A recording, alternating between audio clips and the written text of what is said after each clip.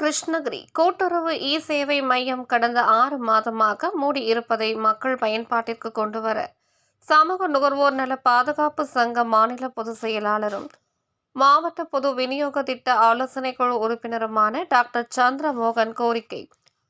கிருஷ்ணகிரி அரசு மருத்துவமனை எதிரே கூட்டுறவுத்துறை மூலம் தமிழ்நாடு மின் ஆளுமை முகமை சேவை மையம் கடந்த 6 மாதங்களுக்கு முன்பு மாண்புமிகு அமைச்சர் அவர்களால் பொதுமக்கள் பயன்பாட்டிற்கு திறக்கப்பட்டு மிக சிறப்பாக இயங்கி வருகிறது. திடீரென கடந்த 6 மாதங்களுக்கு முன்பு தமிழ்நாடு மின் ஆளுமை முகமை சேவை மையம் எந்த முன் அறிவிப்பும் இன்றி மூடி பூட்டு போட்டு செயல்பாட்டுக்கு இல்லாமல் இருந்துள்ளது. இது சம்பந்தமாக சமூக நுகர்வோர் நல பாதுகாப்பு சங்க மாநில பொதுச் செயலாளர் டாக்டர் சந்திரமோகனுக்கு புகார் மனு வந்தது. சந்திரமோகன் உடனடியாக நேரடியாக சென்று தமிழ்நாடு மின் ஆளுமை முகமை சேவை மையத்தை பார்வையிட்டார். அப்போது பெரிய அளவில் பூட்டு போட்டு மூடி இருந்ததை பார்வையிட்டார். அக்கம் பக்கம் விசாரிக்கும் போது அமைச்சர் அவர்களால் திறக்கப்பட்ட சேவை மையம் ஏதோ ஒரு காரணத்தால் மூடிவிட்டதாகவும் செயல்பாட்டுக்கு இல்லை எனவும் தெரிவிக்கப்பட்டது.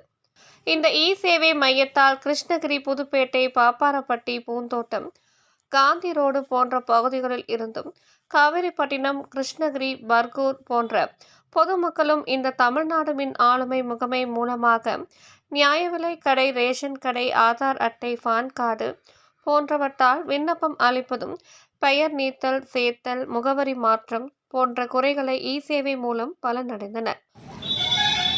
தமிழ்நாடு அரசு தமிழ்நாடு மின் ஆளுமை முகமை சேவை மையம், இந்த மையத்தை மாண்புமிகு தமிழக அமைச்சர் இது திறந்து வச்சாரு.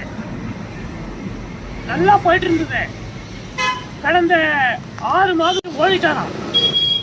அது பாத்தீங்கன்னாக்கா இந்த சேவை மையம் இது பாருங்க கூட்டுறவுத்துறை மூலமாக அமைக்கப்பட்டது. இந்த கூட்டுறவுத்துறை மூலமாக அமைக்கப்பட்ட இந்த சேவை மையம் கூட்டுறவு மக்கள் சேவை மையம் 6 மாசமா இது மூடி கிடப்புல போட்டிருக்காங்க.